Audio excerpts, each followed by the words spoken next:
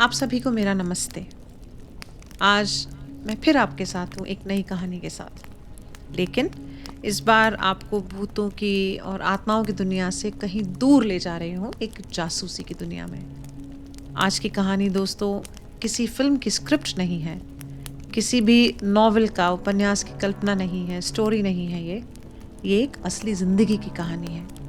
ये एक ऐसे आदमी की कहानी है जो जासूसी की दुनिया में बहुत सक्रिय था, बहुत एक्टिव था और फिर अचानक रहस्यमय सिचुएशंस में, सर्कमस्टांसेस में मर गया।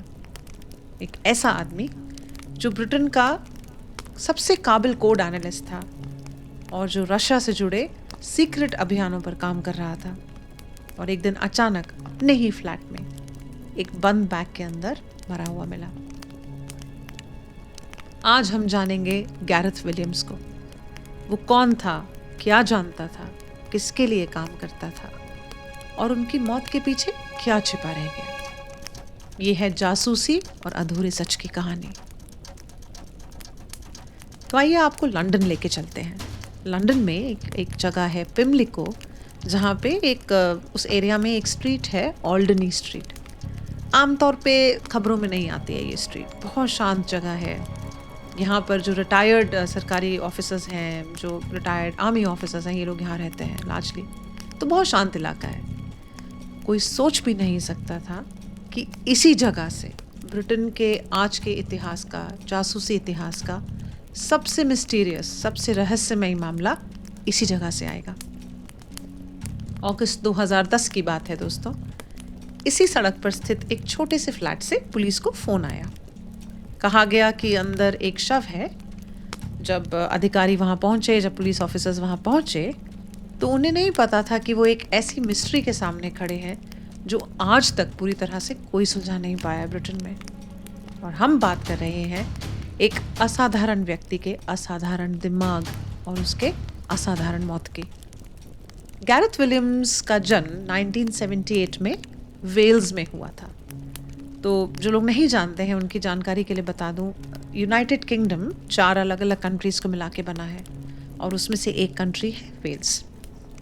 बचपन से ही गैरेथ मैथमेटिक्स में, गणित में बहुत स्ट्रांग थे, असाधारण रूप से स्ट्रांग थे। और स्कूल के जो उनके टीचर्स हैं वो कहते हैं कि वो मुश्किल से मुश्किल प्रॉब्लम्स को कुछ ही सेकंड्स में हल कर लेते थे, सॉल्व कर लेते थे। बड़े होने के बाद उन्होंने मैनचेस्टर यूनिवर्सिटी से मैथमेटिक्स की पढ़ाई की। उन्होंने पीएचडी शुरू तो की लेकिन उसे पूरा नहीं कर पाए। लेकिन क्यों नहीं कर पाए? क्योंकि उन्हें ब्रिटेन की एक सीक्रेट एजेंसी, खुफिया एजेंसी GCHQ से जॉब का ऑफर मिला। GCHQ एक साइबर और सिग्नल इंटेलिजेंस का ऑफिस है ब्रिटेन में। यहाँ पे वो लोग चुने जाते हैं जिनकी एनालिटिकल कैपेबिलिटी, मैथ्स की जो स्किल्स होती हैं बहुत स्ट्रांग होती हैं। इन्हीं लोगों को यहाँ पर जॉब मिलती है। तो गैरेथ को यहाँ पर क्रिप्टोग्राफी और डेटा एनालिसिस के लिए रखा गया।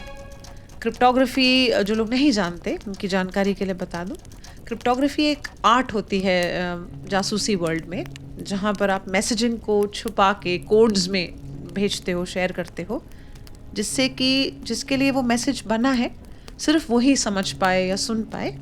आम इंसान, आप और मेरी तरह जो आम इंसान है, वो ना समझ पाए। खैर, उन्होंने वहाँ काम शुरू किया, अच्छा काम करते रहे और उनके काम को आइडेंटिफाई करने के बाद, अप्रिशिएट करने के बाद, तारीफ़ करने के बाद उनके डिपार्टमेंट ने उन्हें MI6 में काम करने के लिए भेज दिया। अब ये गैरेथ के लिए एक बहुत बड़ा चेंज था लाइफ में। क्यों? क्योंकि अब वो एक इस डेस्क से, GCHQ के डेस्क से उठ के एक विदेशी जासूसी अभियान से जुड़ने वाले थे। और उनको जो डेस्क मिली वो भी ड्रीम डेस्क थी जासूसों के लिए, और वो थी रशिया से संबंधित। ओवरऑल कहते हैं गैरेथ के बारे में, जो उनके दोस्त बताते हैं, उनके पड़ोसी बताते हैं कि गैरेथ बहुत सिंपल आदमी थे, बहुत सिंपल। अकेले रहते थे, सोशल मीडिया पर एक्टिव नहीं थे, पार्टी नहीं जाते थे, क्लबिंग नहीं करते थे। उनके फ्रेंड्स भी बहुत कम थे, तो ज़्यादा आना जाना नहीं था उनके घर में किसी का। पड़ोसी बताते हैं वो बहुत शांत, बहुत सिंपल से आदमी थे और ज़्यादा किसी को ना परेशान करना, अपने में रहना। हर सुबह ऑफिस जाना, शाम को वापस आना, कभी कभी साइकिल चलाने निकल जाना, यही उनका डेली रूटीन था, यही दिनचर्या थी।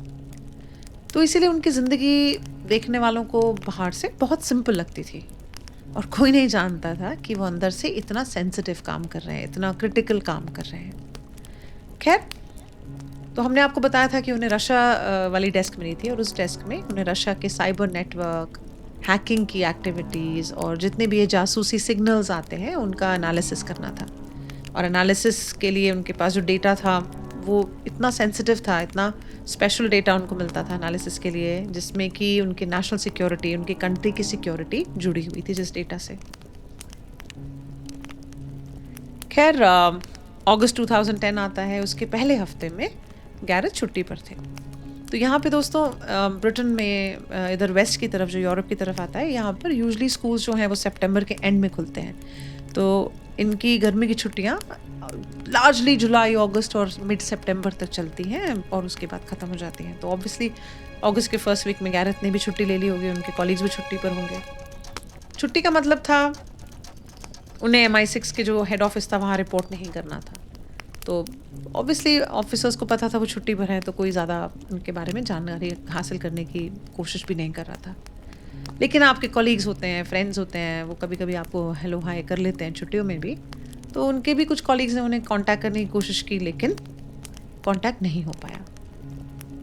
उनका फ़ोन बंद था, ईमेल का जवाब नहीं दे रहे थे, मैसेजेस भी उनके अनरेड थे, जो कि उनके लिए नेचुरल और नॉर्मल नहीं था। ये बहुत अननेचुरल था। फिर जब किसी तरह से कोई कांटेक्ट नहीं हुआ तो MI6 ने ब्रिटेन पुलिस को कांटेक्ट किया और 23 अगस्त 2010 में पुलिस ऑल्डनी स्ट्रीट के उनके फ्लैट पे पहुंची। अब फ्लैट का दरवाज़ा अंदर से बंद था, कोई खिड़की नहीं खुली थी, कोई तोड़फोड़ के निशान नहीं दिखाई दे रहे थे। मकान मालिक की मदद से दरवाज़ा खोला गया। अंदर सब कुछ नॉर्मल था, सब कुछ अरेंज था, कुछ भी बिखरा हुआ नहीं था सामान, किसी लड़ाई झगड़े का निशान नहीं था, कोई संघर्ष का, कोई स्ट्रगल का निशान नहीं था, सब कुछ नॉर्मल था। लेकिन पुलिस वालों को बाथरूम में एक बड़ा सा लाल स्पोर्ट्स का बैग रखा हुआ दिखाई दिया।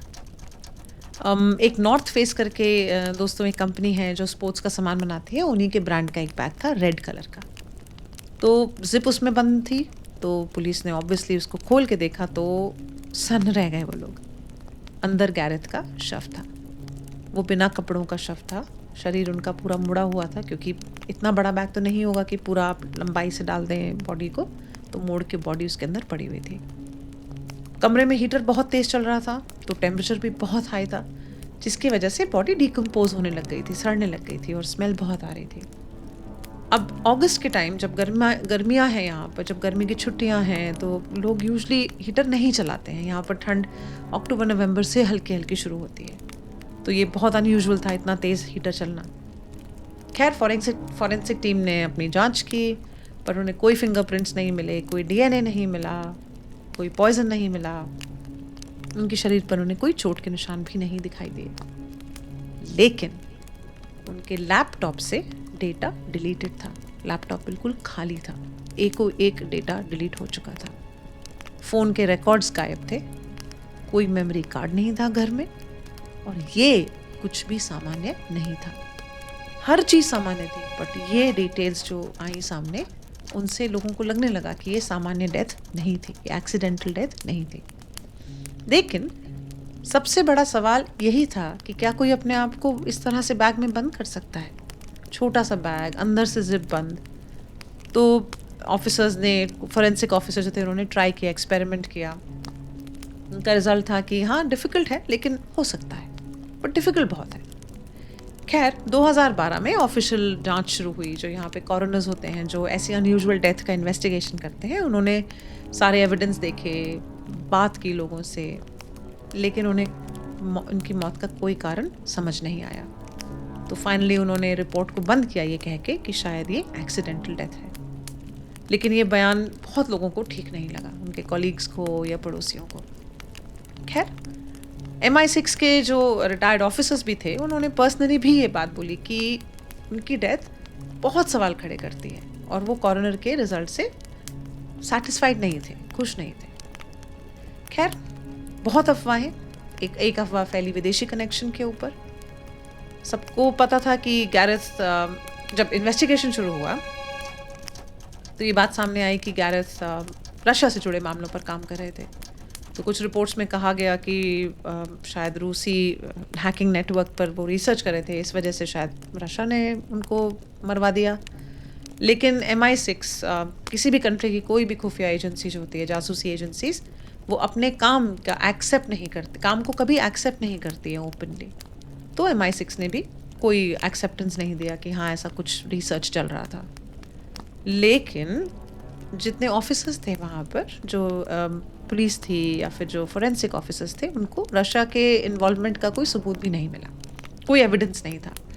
और दोस्तों, हम सबको पता है कि हमें अच्छा लगे या ना लगे, लेकिन कानून हमेशा एविडेंस पे चलता है। खैर, एक और एंगल से अफवाहें उठी और वो थी उनके पर्सनल लाइफ की।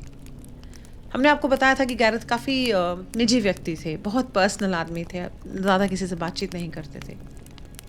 तो उनकी जो पर्सनल इंटरेस्ट थे उसके ऊपर भी लोगों ने सवाल शुरू किए उठाने। पुलिस ने देखा कि उन्होंने कुछ ऐसी वेबसाइट्स वगैरह देखी थी, ब्राउज़ की थी, जहाँ पे कुछ अजीब से एक अपने आप को बांध के टॉर्चर करने का कुछ सामान था या कुछ इंडिकेशंस थे। लोगों ने सोचा कि शायद वो ऐसा कुछ करने की कोशिश कर रहे थे, इसलिए शायद उनकी एक्सीडेंटल डेथ हो गई। लेकिन उनके परिवार ने, उनके दोस्तों ने ये बात नहीं मानी। तो ये एंगल भी कभी साबित नहीं हो पाया। और फिर जैसा कि हमने आपको शुरुआत में बताया था, गैरेथ विलियम्स एक अधूरी फाइल का इस हिस्सा बनकर रह गए। आज 10 साल से ज़्यादा हो चुके हैं दोस्तों इस बात को, लेकिन ये जो टॉपिक है गैरेथ का, ये जो मामला है, इन्वेस्टिगेशन है, ये इन्वेस्टिगेशन भले ही बंद हो गई लेकिन फाइल नहीं बंद हुई। वो फाइल ऐसी ही रख पड़ी हुई है, क्योंकि पुलिस के पास कोई आरोपी नहीं है, कोई मकसद नहीं है और कोई जवाब भी नहीं है।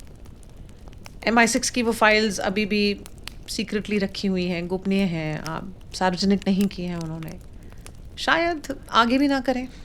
गैरेथ के माँ बाप ने कभी भी गवर्नमेंट को, ब्रिटिश गवर्नमेंट को, ब्रिटेन की गवर्नमेंट को कुछ नहीं कहा ओपनली, कभी भी। बस इतना कहा कि हमें सच जानना है। आज भी वो ऑल्डनी स्ट्रीट जहाँ पे गैरेथ रहते थे और जहाँ पे उनकी बॉडी पाई गई थी, वो वैसी ही है, उसमें वहाँ कुछ नहीं बदला। लोग आते जाते रहते हैं, फ्लैट में अब कोई और रहने लगा है, लेकिन वो कहानियाँ अभी भी वहाँ जिंदा हैं। एक बंद दरवाज़ा, एक बंद बैग और एक कहानी जो शायद कभी पूरी नहीं होगी। इतनी अफवाहें, इतने सवाल जिनका कोई जवाब ही नहीं। तो दोस्तों, आज आपने सुनी गैरेथ विलियम्स की कहानी, एक ऐसे इंसान की कहानी, एक ऐसा इंसान जो देश की सुरक्षा के लिए तत्पर था, लेकिन जिसकी मौत आज भी एक सवाल है।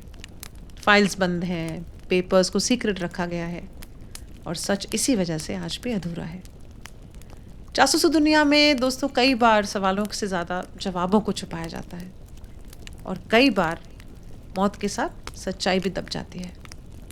शायद आने वाले सालों में कुछ पेपर सामने आए, शायद कोई राज खुले, या शायद कभी भी नहीं। तो अगर आपको ये कहानी सोचने पर मजबूर करती है दोस्तों, तो ये कहानी, ये एपिसोड अपना मकसद पूरा कर चुका है। मैं हूँ मुक्ता। अगले हफ्ते फिर मिलेंगे आपसे एक और सच्ची, एक और अनकही कहानी के साथ। लाइक, सब्सक्राइब और शेयर ज़रूर कीजिएगा दोस्तों। सुनने के लिए धन्यवाद। Good night.